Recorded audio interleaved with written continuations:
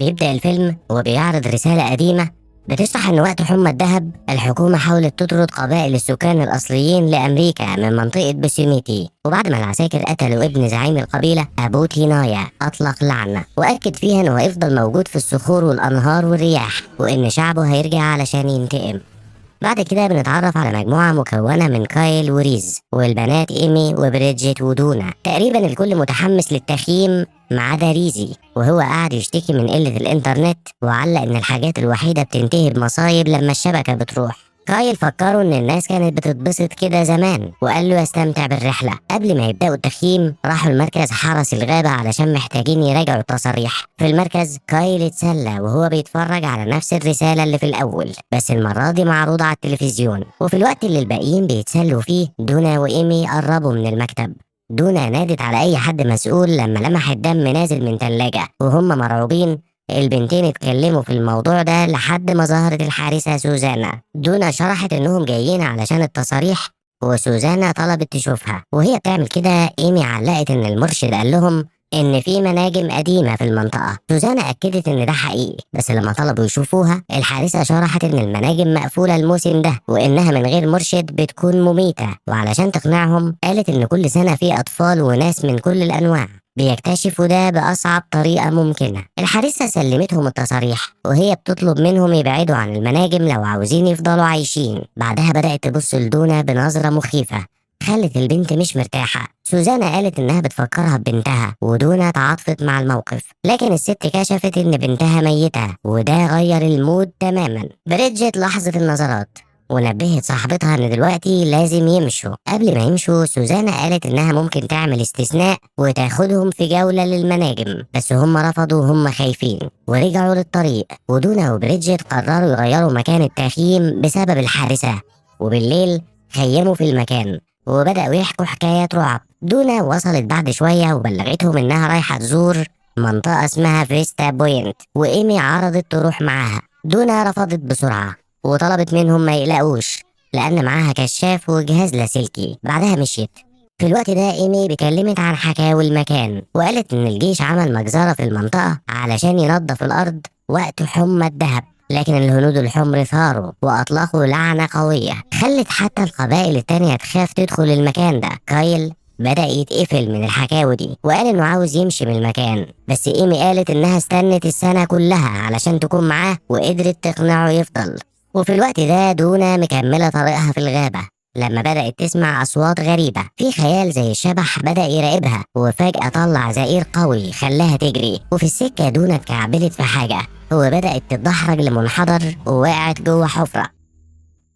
والصبح إيمي وكايل صحيوا وبيستعدوا يستكشفوا المنطقة. إيمي نادت على دونا بس لما شافت الخيمة لقيتها اختفت ومفيش أي أثر إن حد أصلا نام هناك. وهي قلقانة كلمت بريدجيت وقالت إنها شايفة إن دونا مجرد خرجت تستكشف في الغابة. الاتنين مشوا في الغابة بيدوروا على دونا، وإيمي قلقانة وحاسة إن في حاجة غلط معاها، في حين إن كايل بيحاول يهدى وقال إنهم ممكن يطلبوا مساعدة الحارسة لو احتاجوا. بريدجيت اتصلت باللاسلكي بتسأل عن دونا. كايل رد إنهم لسه ما لقوهاش وإنهم رايحين لفيستا بوينت. بريدجيت وافقت وقالت لهم يكملوا وإنها هتحصلهم على طول. في الوقت ده كايل صمم انهم لازم يكلموا مركز حرس الغابة. فجأة حصل انهيار ارضي وكايل اتسحب، بس لحق يمسك نفسه في اخر لحظة، ولما بص كويس لمح منحدر كبير تحت وطلب من ايمي ما تقربش. وهي منهارة بلغت الباقيين بموقف كايل ووصفت مكانها. بعدين الاتنين وصلوا للمكان بسرعة وساعدوا كايل يطلع من المنحدر. بعدها سمعوا أصوات غريبة جاية من قاع المنحدر، وبسبب ظنهم إنها دونا ريزي بدأ ينادي عليها. هو قرر ينزل رغم اعتراض المجموعة اللي صممت تطلب مساعدة الحارسة. ريزي أكد إن دونا صاحبته مش هيسيبها. هو نزل وهو ساند على الخشب بس الكشاف بتاعه وقع. النور كشف الكهف للحظة ولقى دونا محبوسة وفي حالة رعب وبتطلب المساعدة علشان رجلها. ريز طلب مساعدة كايل في الوقت اللي إيمي حذرت إن النزول خطر، ورغم كده هو صمم إنه لازم ينقذها. وهما مستنيين ريز بيحاول يهدي دونا. كايل لقى إنهم مش هيعرفوا يخرجوا دونا من هناك لوحدهم واقترح يطلبوا المساعدة. إيمي إيمي عرضت إنها تروح تجيب حراس الغابة. قبل ما تمشي طلبت من بريدجيت ما تنزلش المنحدر ومشيت لوحدها. وبعد ما إيمي مشيت ريزي كمل تدوير على حاجة يحرر بيها دونا، ولقى مدخل ممر في المنجم. هو فتح السكة وسط العقبات واكتشف في النهاية حاجة لفتت انتباهه. قال إن الباقيين لازم يشوفوا ده، وبريدجيت نزلت رغم تحذيرات الأمان. هي جريت علشان تحضن دونا، بس استغربت ضحكتها المفاجأة. في اللحظة دي ريز نادى الكل علشان يشوفوا اللي لقاه، وكشف عن دهب في المنجم. المجموعة احتفلت بالاكتشاف، بس بريدجيت فكرتهم إن إيمي خرجت تجيب مساعدة. وهو منهار ريز يأكد إن حراس الغابة لو لقوا المكان مش هيخلوهم ياخدوا الدهب. بعدها كايل وريزي جريوا بره المنجم بيدوروا على إيمي. كايل لاحظ إن مفيش شبكة في اللاسلكي، وقال إنهم محتاجين يطلعوا فوق شوية علشان يلقطوا إرسال. هو قرر يروح ورا إيمي ويسلم اللاسلكي لريزي قبل ما ينفصل عنه. بعد ما مشيوا بريدجيت لاحظت لهفة دون على الدهب. في الوقت ده إيمي بتجري في الغابة بتدور على مساعدة لما لمحت غربان بتطاردها، وهي مرعوبة خبطت في فرع شجرة وأغمى عليها لكام ثانية. ولما صحيت حست بالأجواء العدائية وحاولت تحدد مكانها بالبوصلة، بس لقيتها مش مظبوطة. بعدها لاحظت حركة غريبة في السماء ولقت نفسها متحاصرة بغربان وعاصفة هواء قوية. إيمي صرخت من الموقف وقدرت تهرب. لحد النقطة دي مفيش تأكيد لو اللي حصل ده حقيقي ولا مجرد خيالها. في الوقت ده عند المنحدر بريدجيت بتحاول تتصل بإيمي، بس مفيش غير وش. هي سألت لو دونا فعلا مش عايزة مساعدة، بس البنت ردت إن الدهب ده ممكن يساعدهم. بريدجيت قالت إنها مش محتاجة فلوس، وسألت ليه دونا ملهوفة كده. دونا كشفت إنها أفلست واضطرت ترجع تعيش مع بريدجيت وأمها. في اللحظة دي بنكتشف إن الاتنين إخوات. بريدجيت ساعتها فهمت الموقف ولاحظت إن دونا حامل. دونا أنكرت، ورغم المفاجأة بريدجيت فرحت بالخبر. هي قلقت على البيبي، بس دونا أكدت إنها مش حاسة بحاجة. بعدها كشفت إن صاحبها سابها بسبب الحمل. بريدجيت زعلت على الموقف، بس أكدت إنها وأمها هيساعدوها يربوا الطفل. دونا ساعتها سلمت الموبايل لبريدجيت علشان تاخد كام صورة. وهي بتعمل كده بريدجيت لاحظت حاجة غريبة على الأرض ولقت شنطة ظهر. الاتنين بدأوا يفتشوها ولقوا مذكرات قديمة جواها. في نفس الوقت ريز وهو هلكان مكمل طلوع في الجبل. هو وقف شوية يحاول يتصل بإيمي، بس برضه ما سمعش غير وش، وده خلاه يصرخ بغضب باسمها. في الوقت ده إيمي أخيرا قدرت توصل للعربية، بس وهي خلاص هتمشي كايل ظهر. بعدين المجموعة بدأت تستكشف المنجم بشكل غير قانوني. في الوقت اللي ريزي بيدور فيه على دهب البنات بيجمعوا الحاجة اللي بتطلع. كايل نقل الخيم قرب المنحدر علشان يبعد الناس الفضوليين. بعدها علق إنهم ممكن يستعملوا الكوريك لرفع الصخرة من على رجل دونا، بس هي فضلت إنها تستنى الورم يقل شوية. وهي بتبص في الصور اللي أختها لقطتها دونا لمحت حاجة مدفونة. في الوقت ده سوزانا بتقرب من المكان علشان تحذر الشباب من مخاطر المنطقة. وبالليل المجموعة بتستعد علشان تخرج دونا، بس هي لسه قلقانة. ريز بيحاول يرفع الصخرة بمساعدة كايل، بس الرافعة اتكسرت ورجعت تهرس رجل دونا. وفي الوقت ده سوزانا وصلت المنطقة وبتتكلم باللاسلكي مع زميلها ديريك. هو حذر إن في عاصفة جاية على آخر الأسبوع وهيقفلوا البارك. سوزانا قالت إنها محتاجة تلاقي الشباب علشان تحذرهم. وفي المنحدر دونا طنشت الوجع وطلبت يكملوا. إيمي اعترضت وصممت ينادوا الحراس الغابة، وده نرفز ريزي. بعدين وكايل بيجمع خشب ريزي ظهر وأمره يسيطر على إيمي، وأكد إن الكل محتاج الفلوس دي. هو كمان كشف إن ما تمش قبوله في المطافي، وقال إن حياته المادية متدمرة. ريز صمم إن الذهب ممكن يغير حياتهم، بس هو محتاج يسيطر على إيمي.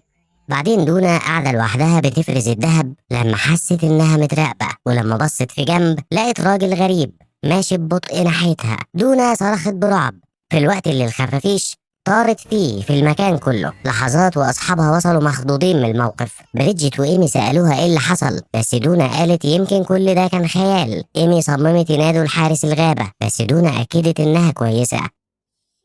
في اللحظة دي بريدجيت لاحظت إن المذكرات اتبلت ولقت اسم مكتوب فيها. هي هزرت وقالت إن المكتوب كلمة مجزرة، وده خلى الكل يضحك وهم بيتكلموا هيعملوا إيه بالفلوس. بعدين كايل بدل الشيفت مع ريز اللي بدأ يشتغل في المنجم بشكل مهووس. وسط الشغل شاكوش قديم وقع على راسه، ولما مسكه ريزي لمح حاجة بتلمع على الأرض، نفس الحاجة اللي دونا شافتها في الصور. هو اكتشف إنها فك بشري وفيه سنة ذهب. وهو مرعوب ريز رماها على الأرض بس بسرعة الطمع حركه وخلع السنة قبل ما يرجع للشغل. في الوقت ده الإخوات بيتكلموا لما دونا حست بوجع في رجلها، ولما شافوا الجرح لاحظوا إن المنطقة ورمت وزرقت. إيمي ظهرت ورجعت تصمم يطلبوا المساعدة، وكمان قالت إن دونا بترجع. بريدجيت ساعتها كشفت إن أختها حامل، وده خلى إيمي تقلق أكتر. إيمي سألت لو دونا مش بتفكر في البيبي، بس هي ردت إنها محتاجة الفلوس أهم حاجة. إيمي عرضت نصيبها من الذهب وقالت إن البيبي محتاج أم عايشة. بريدجيت وافقت وأكدت إن دونا معاها ذهب كفاية، وقالت إنهم ممكن يرجعوا بعدين. دونا وافقت أخيرا، بس شرحت إنهم قبل كده محتاجين ينظفوا المكان علشان ما يسيبوش أي دليل. بعدين بريدجيت بلغت ريزي إن رجل دونا سائد جدا، وإن الكل وافق يمشوا الصبح. ريزي اتنرفز وقال ان عرق الدهب بدأ يظهر اكتر، وانهم ما ينفعش يستسلموا دلوقتي. بريدجيت قالت ان ده مش نقاش، واكدت انهم لازم يمشوا. كايل حاول يدعمها بس هي امرته يسكت. بعدها بريدجيت نادت ايمي علشان يروحوا النهر، بس ريز قرر يكمل شغل ووصف ايمي بانها عديمة الفايدة، وده ضايق بريدجيت اللي وصفته بالندل قبل ما تخرج من المنجم. ريز راح وراها علشان يعتذر، وفي الوقت ده ايمي بتتكلم مع دونا عن المذكرات اللي لقوها. هي مش فاهمة ليه عمال المناجم القدام سابوا كل الأدوات والذهب. ايمي استغربت الجزء اللي المذكرات بتقول إن في مطر مستمر في مكان التنقيب. دونا شافت إن العمال اتعمل لهم كمين، وحكت إن واحد منهم قتل واحد من الهنود الحمر. حسب الحكاية العمال شغلوا الهنود الحمر كمرشدين، بس دونا شافت إنهم كانوا بيستغلوهم كعبيد. علشان كده هي شايفة إن الهنود الحمر عملوا ثورة وهاجموا المستعمرين. في الوقت ده بريدجيت سامحت ريز والاتنين بيتبسطوا في النهر. بعدين في عاصفة بدأت تقرب من الجبل، وفي الوقت ده ايمي صاحية وقررت تكمل شغل، بس حست انها متراقبة. على طول لقت خيال زي الشبح بيعدي من جنبها وبيخترق الحيطة. كايل ظهر وراها وهي مخضوضة أكدت إن كان في راجل هنا، بس لما قالت إنه اخترق الحيطة كايل افتكر إنها بتتخيل. وهي مرعوبة ايمي صممت إنها شافت حاجة شبه عامل مناجم، وقررت تدور على ريزي علشان تشرح له الموقف على أمل إنه يفهم. كايل قرر يروح معاها وسابوا دونا لوحدها نايمة في المنحدر. وفي السكة افتكرت ان سوزانا قالت ان الاراضي دي مقدسة. كايل صمم انها تتخيل، بس الاتنين لمحوا حد قدامهم. في الوقت ده في المنحدر الشموع بدأت تطفي ودونا نايمة. الاتنين جالهم رعب للحظة، بس عرفوا على طول انها سوزانا. هي استغربت حالتهم، وكمان لاحظت الخيم المنصوبة قريب من المنحدر وحذرت ان ده مش امان. بعدها كشفت انها بتدور على دونا لأن التصاريح باسمها ومحتاجة تجدد. سوزانا كمان حذرت من العاصفة وشرحت إن البارك هيتقفل، علشان كده محتاجة تعرف الكل فين. لما حاولت تروح ناحية الخيم ايمي قالت إن دونا نايمة وإنهم هيحلوا كل حاجة الصبح. سوزانا وهي شاكة ما صدقتش الحكاية. ايمي على طول شرحت إن دونا صاحبها سابها وبتمر بوقت صعب جدا. سوزانا تفهمت الموقف وقالت لو المطر ما تأخرش ممكن يفضلوا لحد الفجر. وهي بتودعهم ريز وبريدجيت رجعوا وهي استغربت انهم مش نايمين. في اللحظة دي سوزانا كشفت انها حلمت حلم ان دونا مجروحة. المجموعة شافت ان الحكاية مش منطقية، بس في المنحدر الراجل الغامض ظهر تاني وطفى اخر شمعة. سوزانا حست ان في حاجة غلط واستنتجت ان دونا مش نايمة. لحظات والبنت صحيت وهي بتصرخ وهي منهارة. سوزانا جريت علشان تساعدها في الوقت اللي الباقيين بيحاولوا يمنعوها، لكن حارسة الغابة كملت ووقعت في المنحدر وخبطت راسها وغابت عن الوعي. المجموعة نزلت تشوف حالتها وجالهم حالة رعب لما افتكروا انها ماتت. ريز طلب مساعدة ايمي، بس وهي لسه مصدومة رفضت تنزل. كايل اقترح يكلموا الشرطة، بس دونا خافت محدش يصدق انها حادثة والكل هيتسجن. وهم بيناقشوا هيعملوا ايه سوزانا بدأت تفوق، بس في اللحظة دي ريز لاحظ ان في شنطة دهب اختفت وضغط على كايل علشان يعرف ايه اللي حصل. كايل انكر انه لمسها وشرح انه كان بيساعد ايمي لانها قالت انها شافت عامل مناجم. الكشف ده رعب دونا، بس ريز ما صدقش الحكاية.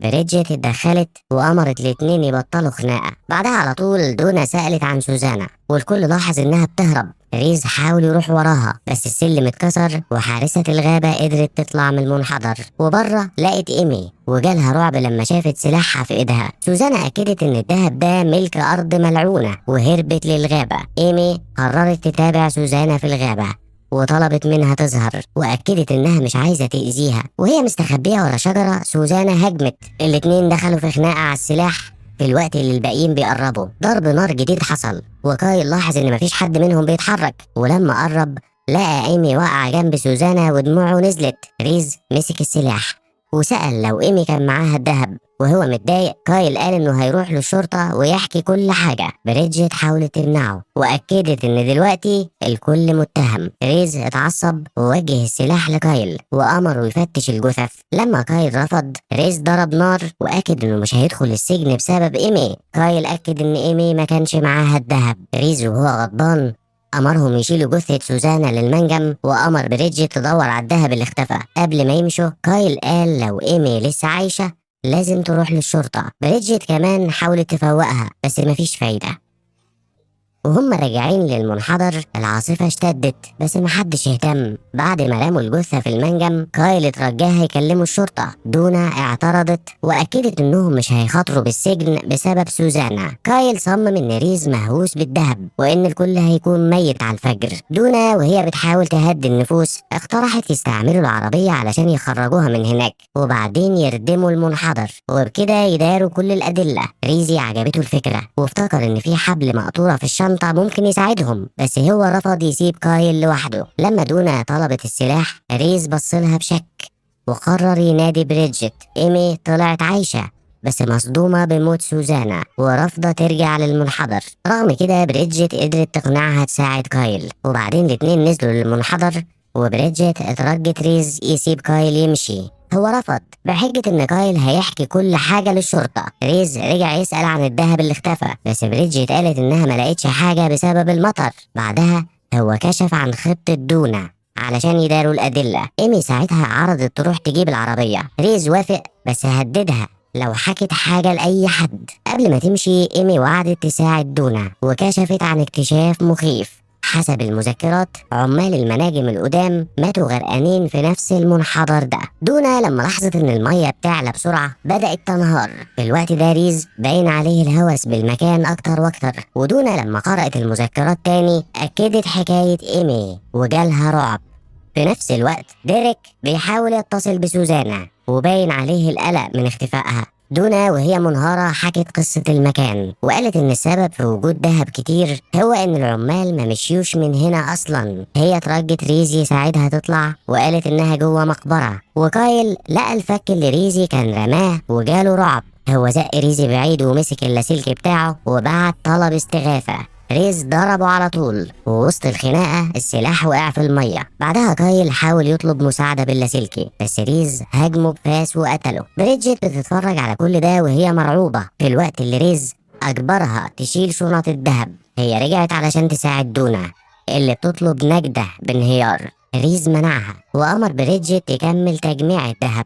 بريدجيت قعدت تترجاه وقالت ان دونا حامل بس هو اكد انه مش مهتم. دونا ساعتها كشفت ان البيبي ابنه وده صدم بريدجيت. ريز وهو فقد عقله تماما بدأ يغرق دونا. بريدجيت اتجبرت من ريز تطلع الذهب تحت تهديد حياة اختها. وهو مكمل حفر بهوس هي بدأت تسمع صوت الزعيم تينايا وارواح حواليها وجالها رعب. في المنحدر ريز اتسبب في انهيار بس نجا ورفض يساعد دونا اللي بدأت تغرق. وسط الفوضى شنطة الظهر اللي فيها الذهب وقعت في الشق. دونا قدرت تفك نفسها باستعمال فاس وبعدها استعملته علشان تهاجم وتقتل ريزي.